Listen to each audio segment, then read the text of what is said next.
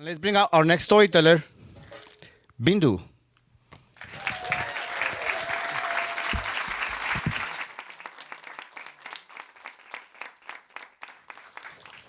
Hi, everyone.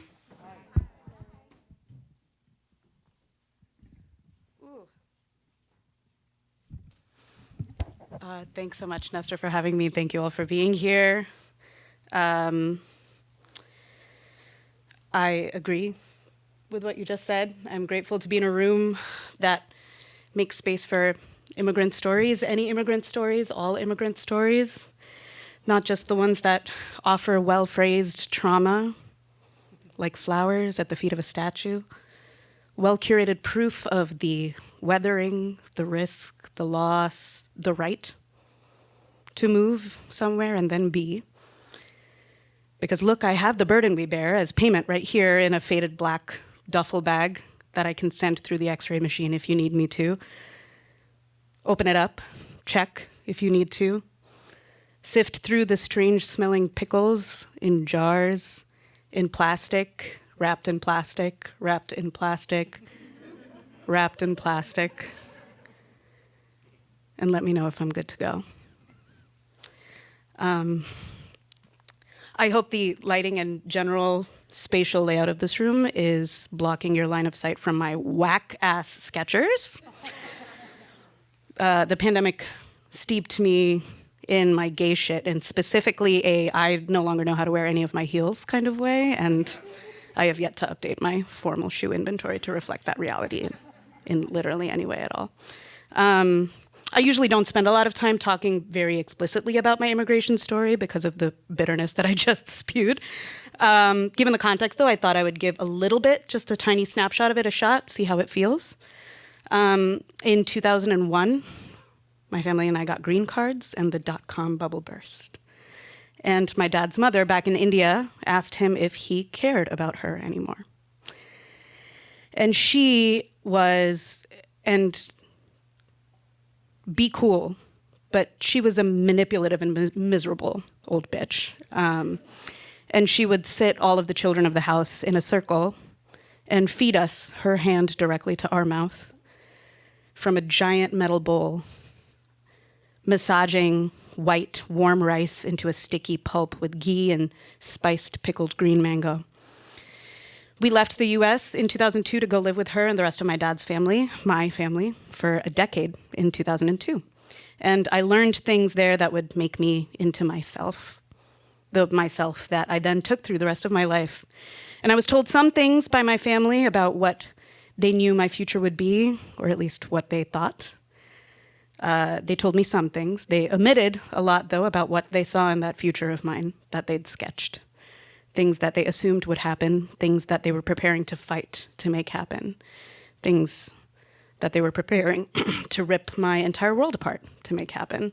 And that is how immigrant intergenerational trauma works. We managed to get our hands on a white passport. Has anyone heard of that document, or is that just like a relic of the past at this point? It's basically a document that the US government gives you to let you stay out of the country for longer than you are technically allowed. Usually if you have a green card, you can only stay for a very short period of time outside the country, otherwise you lose that green card.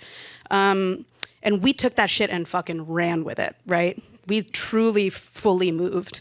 And we visited once back to the US to reset that clock, and then we didn't really have the money to visit again.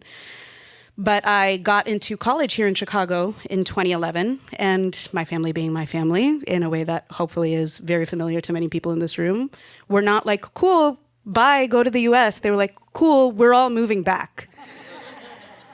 And, you know, my dad figured out how to make work as well, and we were destined to end up in Edina, Minnesota, where thankfully I only stayed for a blissful like month and a half before I got to move to Chicago for college. But I do remember that we gathered the gumption to actually make that move based on some pretty scary and sketchy odds, because at that point, the white passport had expired. And we weren't totally sure if we would be let back into the country if we showed up. Technically, we would not be. But, my dad heard from friends of friends and friends of friends of friends and the occasional lawyer who would whisper something to him every now and then that American airports kept a log of, or the government rather, kept a log of when you entered the country, but not necessarily when you left. And so he, of course, did not tell me or my, at that point, like 8 or 9-year-old younger brother any of these details, because why would you describe any of this to your children who are about to go through an immigration experience with you that is that has the potential to go extremely wrong. But right before we got on the plane, we came to JFK in New York City, and right before we got to customs, my dad turned around to the two of us. I thankfully at least was 17, 18 at the time.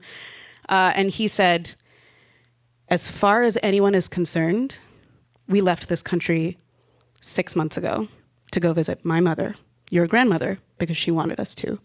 And now we're back because my daughter has gotten into college. Does that make sense? Does that feel good as a story? He says to me, and I'm like, absolutely. And I'm like already pulling out my like defunct American accent from my back pocket and like starting to dust it off. And he turns to my little brother and he goes, if you open your mouth and say literally anything, you will have it coming for you. And my brother was like, cool, got it.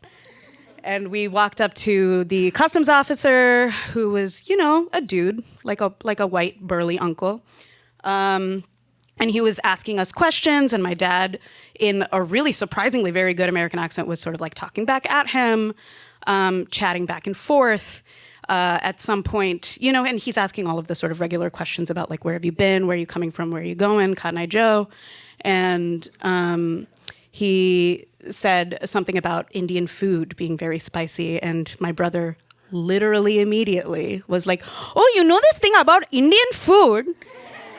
And he went on a 30-second, very heavily accented spiel that he was really excited about. And and then he fell silent as he realized what he had done. And my dad took a look at him and then with this like super charming smile turned back to the customs officer and was like, isn't it crazy how they picked that accent up so quick? And homeboy was like, yeah, crazy. Anyway, welcome home. Gave us our passports and we made our way through. And we took a solid like 300 or 400 steps away from customs when my dad turned around to my brother and said, we're gonna wait until we get in the car.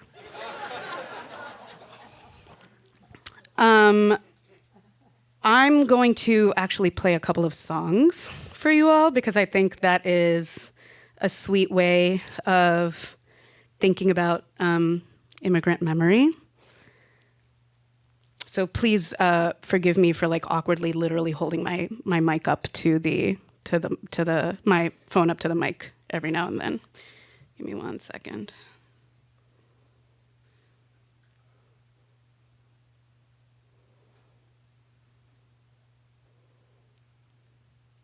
So a few years ago, my friend insisted, because she thought this would be a great hit, that I start a writing project for myself that she has titled Vocabularies.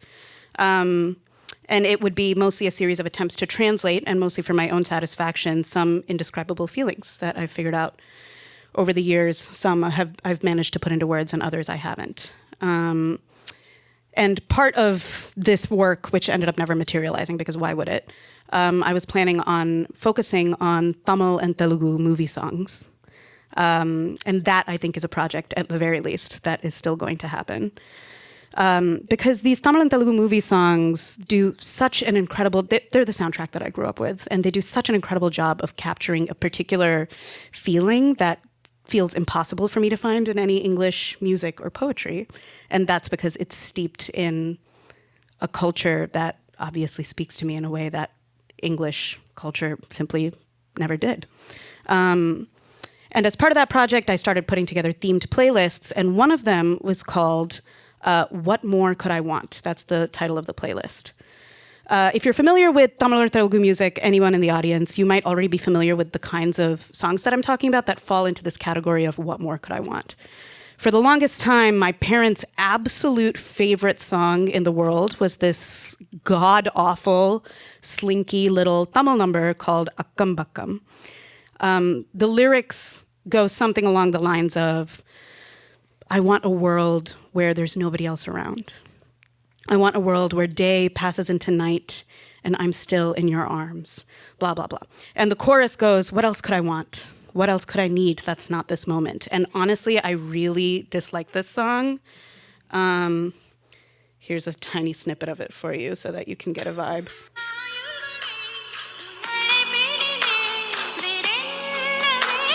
That's the chorus.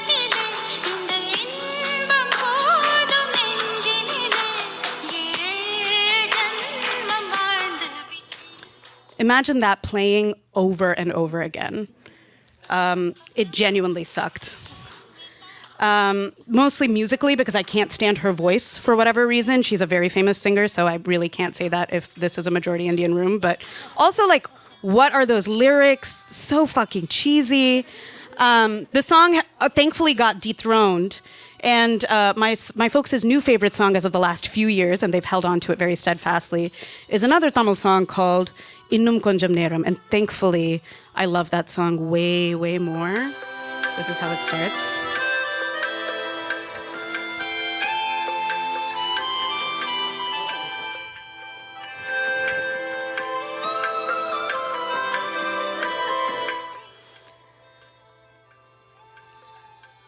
This song, the lyrics, it's incredibly soft and sweet. And the chorus goes, why don't you stay just a little longer?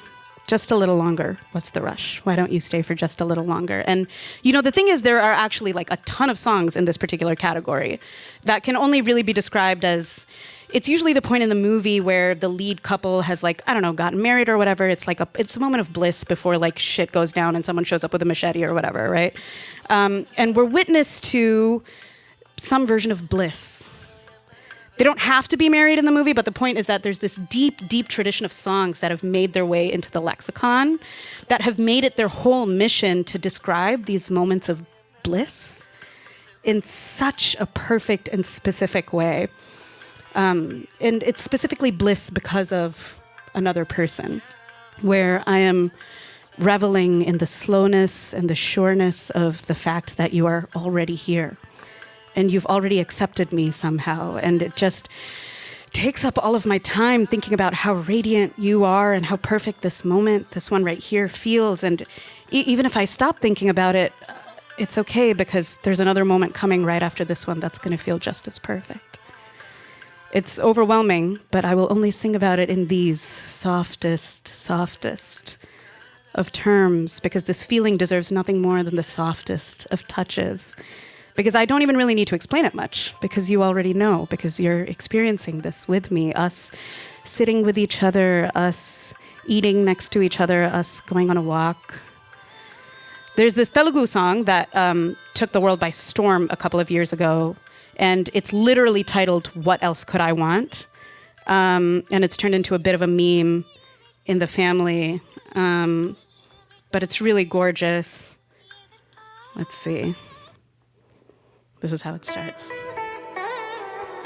Extremely classical, which is why my family likes it, of course.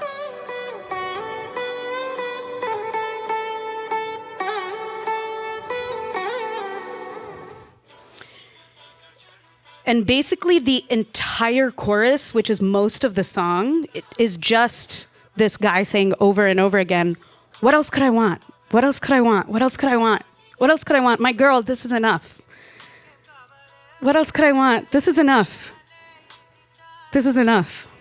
And the whole song is just a repeated, wide-eyed inventory of everything you've done to me and everything you've brought to me and everything I am in your light.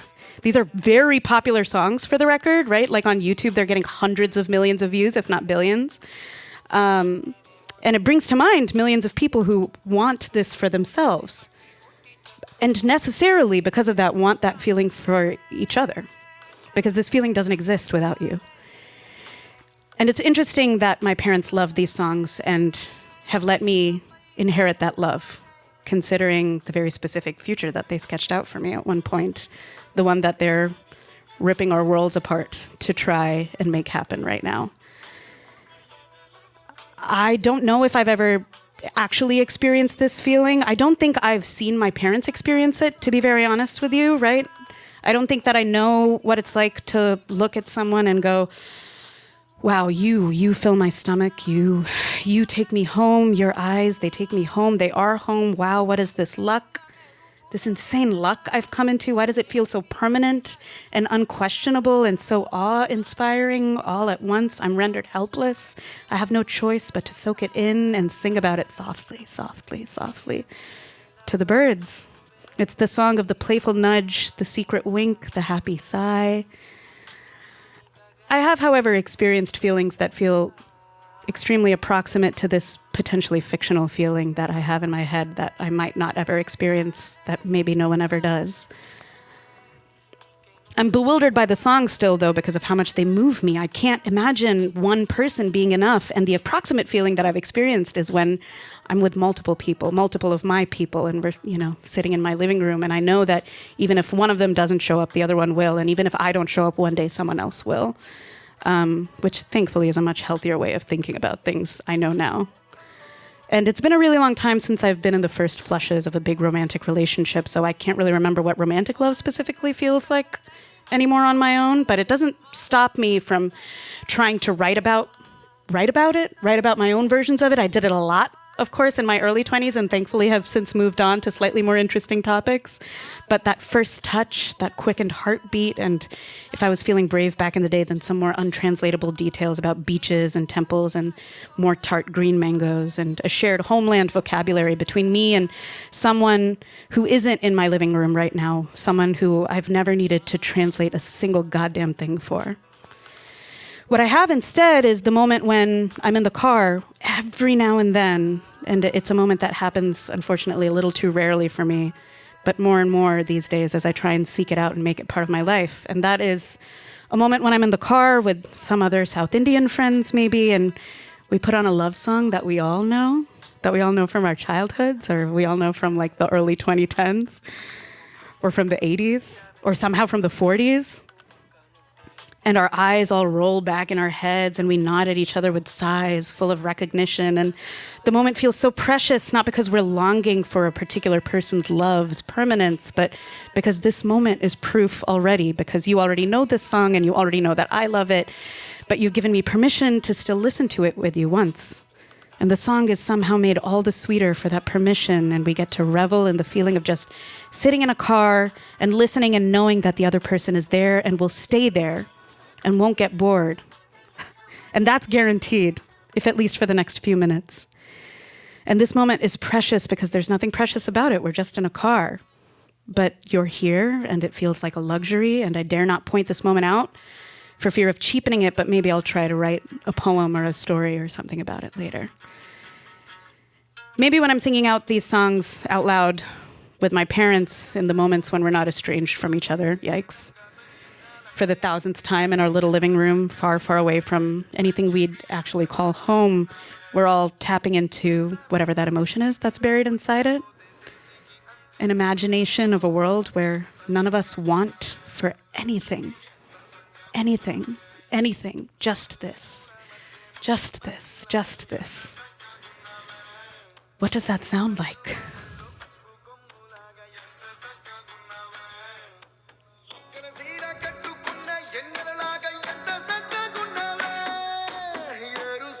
కోసం మట్టి నీ దవ్వితే ఏకంగా తగిలిన లంకే బిందెలాగా ఎంత సక్కగున్నావే లక్ష్మి ఎంత సక్కగున్నావే. Thanks.